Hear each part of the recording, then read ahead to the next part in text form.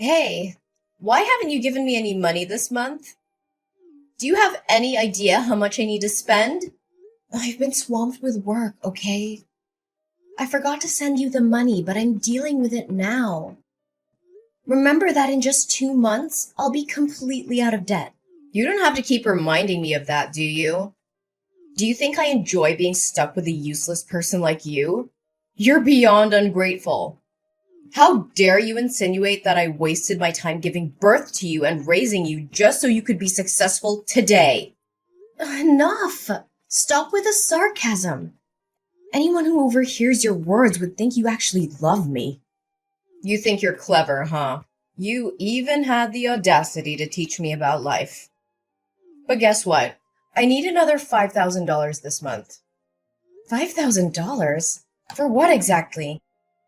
This month, I want to buy your brother some new shoes and clothes to prepare him for work. And I also want to provide him with proper nourishment so he can keep his strength up while job hunting. He's been feeling down and losing weight because he can't find a job. I can't stand seeing him like this. And how is that my problem? Didn't we agree that I'd give you $10,000 every month until it adds up to $200,000 as a thank you for giving birth to me? After that, we'd cut ties and never bother each other again. I'm not obliged to give you more money to support him. Besides, isn't he just unemployed because he dreams of being a manager or department head rather than taking any job available? How can you say such heartless things? He's your brother, your flesh and blood. He has a decent university degree and he's an extremely talented and capable person. How could he settle for some low-level employee position when he's treated as an errand boy? He deserves more than some menial job where he's treated like a servant. Huh? Don't think that your little amount of money gives you the right to say whatever you want about my son. Whatever you want, but I won't give you any extra money. Oh, hold on. I've thought about it again. $200,000 is probably not enough to compensate for my love, effort, and sacrifices in raising you. Moreover, my son is about to get married. If he doesn't have a car or a house, society will look down on him. So before you cut ties with us, you better buy your brother an expensive car and a fancy house. Otherwise, don't even think about escaping from me. What? That was never part of our agreement, and you know it. Well, I've been thinking. Aren't you the manager of a prestigious company? With your high salary, it shouldn't be a problem at all. Just a few more years and you'll be able to fulfill this obligation, won't you? That's not the point. You clearly understand that I have no responsibility or obligation to cater to your son's life. If it weren't for my father's dying wish, instructing me to take care of you and your brother until he can stand on his own, I would have cut ties with you a long time ago, Kimberly.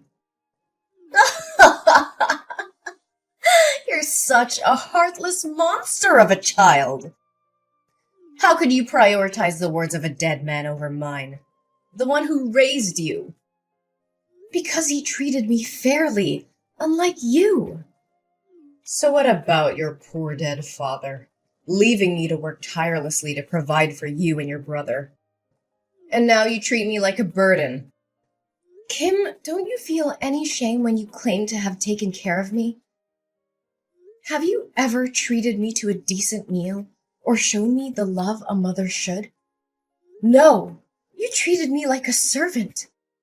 Don't forget how cruelly you treated me. Ah, why bring up the past? I did what I did to toughen you up, to teach you how to survive in this world. It was all for your own good. Haven't you always listened to your father? Then obey his wish. Give me money, take care of us, and provide for my son and me for the rest of our lives. Dad said, until your brother comes of age. He's already 25 years old now. When will he finally grow up and take responsibility for himself? I don't care about that. You're my daughter, and you will do as I say. You will take care of my son and help him live a comfortable life. And if you can't buy him a house and a car, why don't you use your position as the head of the department to get him a job in your company? You can't let him struggle in this cruel society, can you? Hey, are you kidding me? This is absurd. I won't use my professional position to indulge in your unrealistic demands. I don't have time to joke with you. You have such a prestigious position, yet you can't even secure a job for your own brother. You're completely useless. This is not how it works. This is a professional environment, not a favor bank. Besides, your son lacks the qualifications and work experience necessary for the position. The recruitment process is rigorous, and I can't just hand him a job. But he's exhausted from his job search. He's constantly rejected by reputable companies, forced to work in lowly positions, and treated like dirt. I won't let my beloved son suffer. But if he works at your company, you can protect him. No one would dare bully him then. Everyone starts from entry-level positions and works their way up. He needs to learn the value of hard work and perseverance. Being overprotective won't do him any good. Huh! So now you're trying to portray yourself as mature and independent, huh? Treating this family like strangers, as if we're not connected by blood. What a waste of my love and all the hardships I endured to give birth to you and raise you all these years. But my dear daughter, I won't blame you for not loving me. I understand. It's all my fault. When your younger brother was born sick, almost on the brink of death, I simply thought you were a strong and understanding child, capable of taking care of yourself. Therefore, I focused on loving and pampering your brother more. But I never imagined it would make you hate me so much. It must be all my fault. All right. Stop dwelling on that old story. Fine. This will be the last time I help him. Promise me that if you make any more demands, you will pay me the full $200,000 and disappear from my life. All right, my dear girl. But remember, make sure to get your brother a good, respectable job. My precious son is not meant to be a mere errand boy or an ordinary employee somewhere. I can't make that decision alone. I will reach out to HR and arrange an interview for him with me and my boss. If he passes the interview, he will be assigned a suitable position based on his abilities. That's the best I can do. That's acceptable. As long as you're there to protect him, no one will dare to bully him. Make sure to tell him not to reveal our sibling relationship at work. I don't want others to make assumptions. I'm sure you also don't want your son to be labeled as incompetent and useless, relying on his sister to secure him a job, right? Fine, don't worry about it. Oh, I'm thrilled to hear that my son is finally going to have a job. I need to make preparations for him.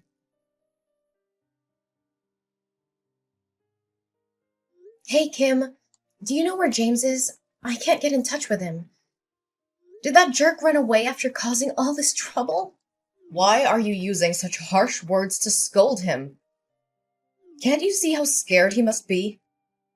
He didn't want things to turn out like this. He did it for the sake of our family. As his older sister, shouldn't you try to comfort him and find a resolution instead of berating him? What? So you already know what happened and yet you're still defending him? James might have to go to jail and pay double the contract value, which amounts to $1 million. And I could also be held accountable and face an investigation. Why would anyone want that? It's just a stroke of bad luck. Besides, it's not as catastrophic as you're making it out to be. You just need to compensate the company for the contract, and everything will be fine. Do you think it's that simple? James colluded with the construction material suppliers, replacing the materials my company purchased with cheaper, lower quality ones and pocketing the price difference. He was in charge of procuring materials for this construction project.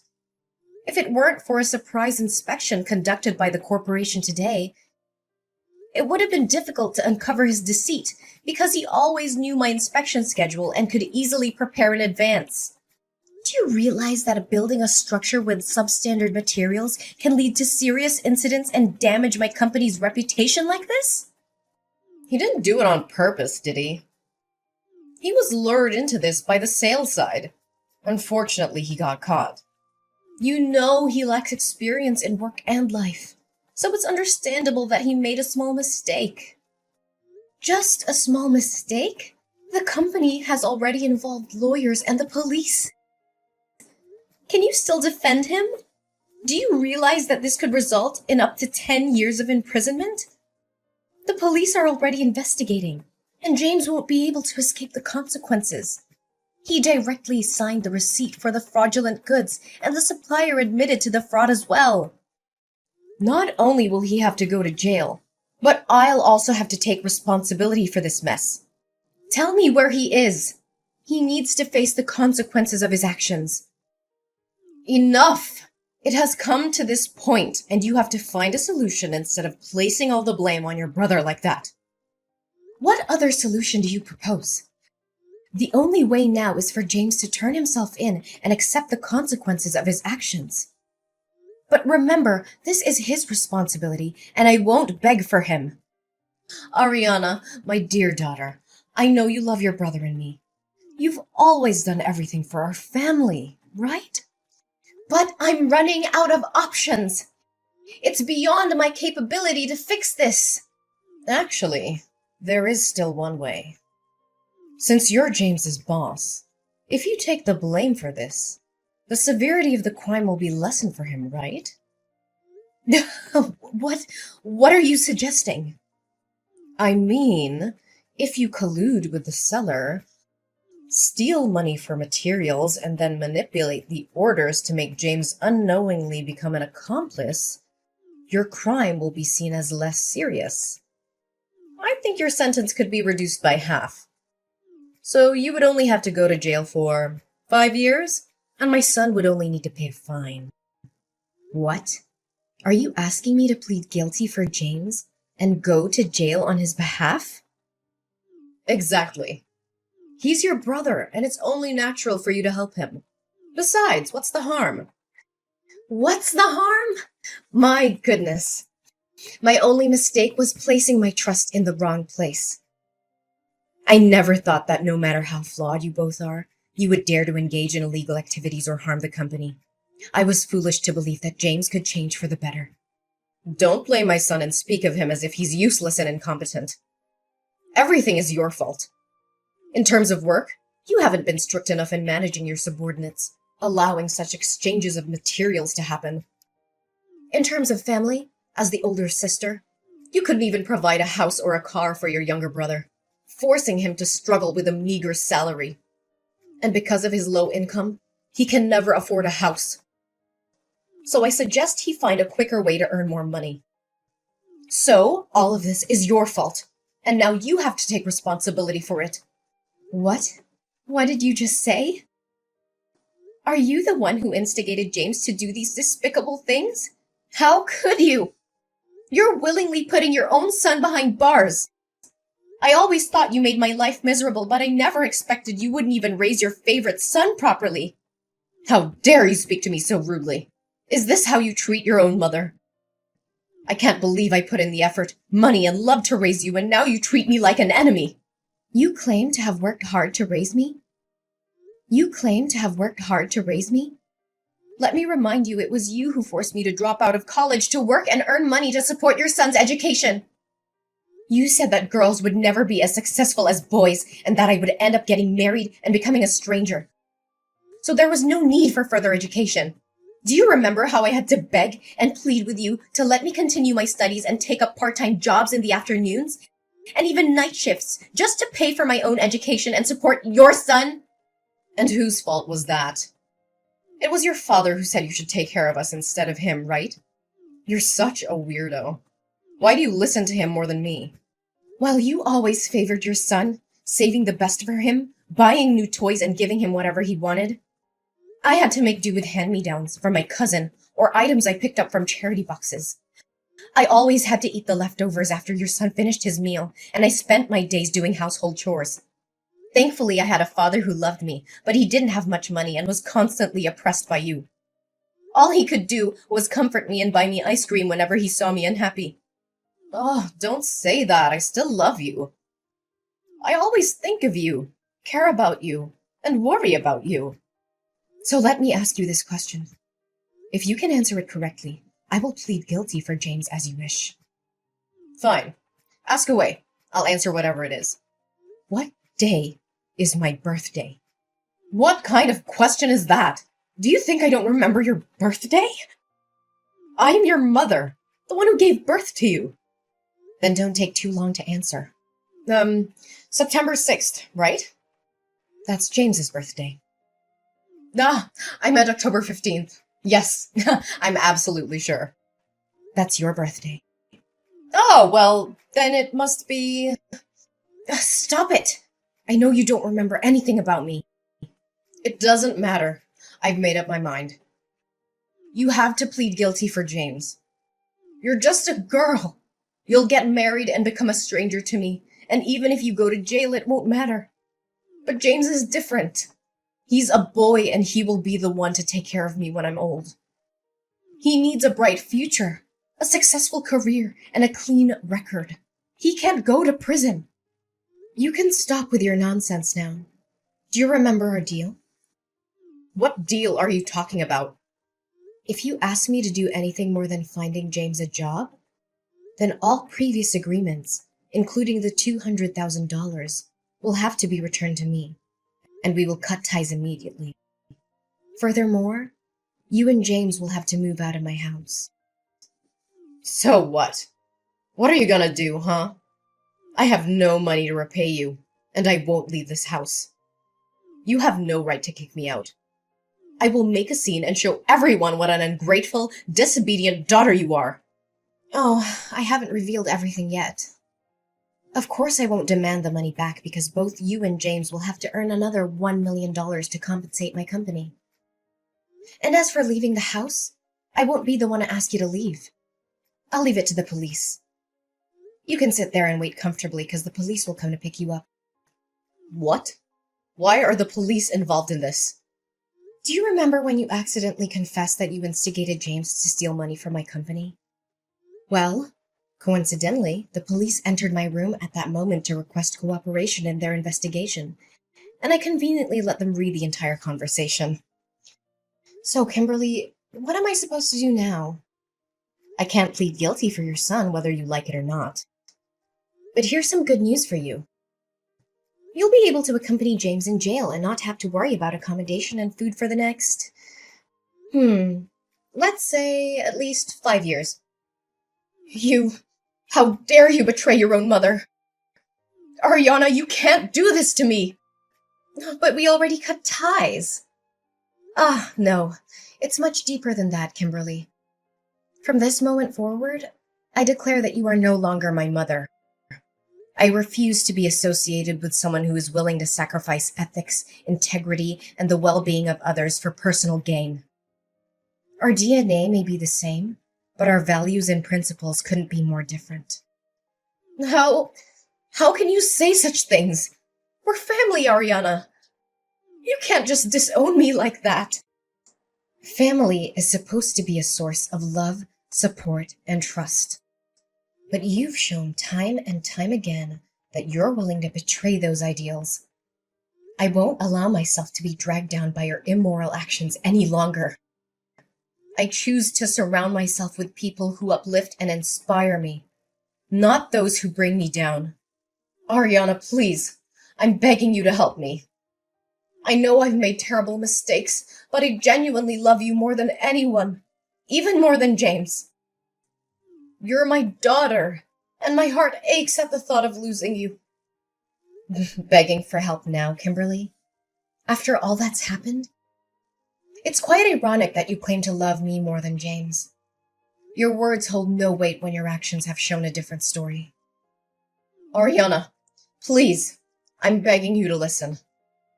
I know I've made mistakes, but deep down, my love for you has always been greater than anything. Please, Ariana, I'm on my knees begging you.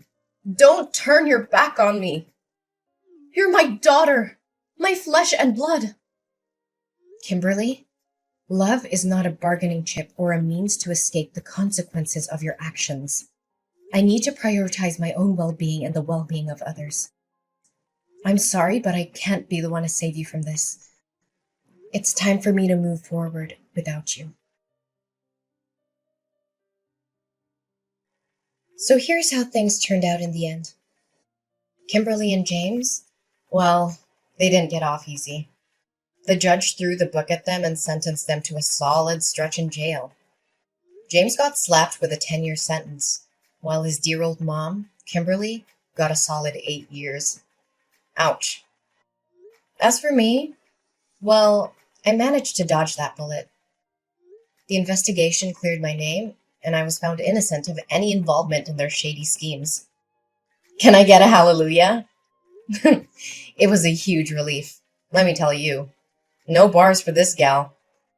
But you know what? I decided it was time to make a fresh start. I couldn't stay in that house anymore, with all the memories of deceit and betrayal lingering in the air. So I packed my bags, sold that place, and bid farewell to that chapter of my life. Good riddance. I landed in a new town, ready to hit the reset button. And guess what?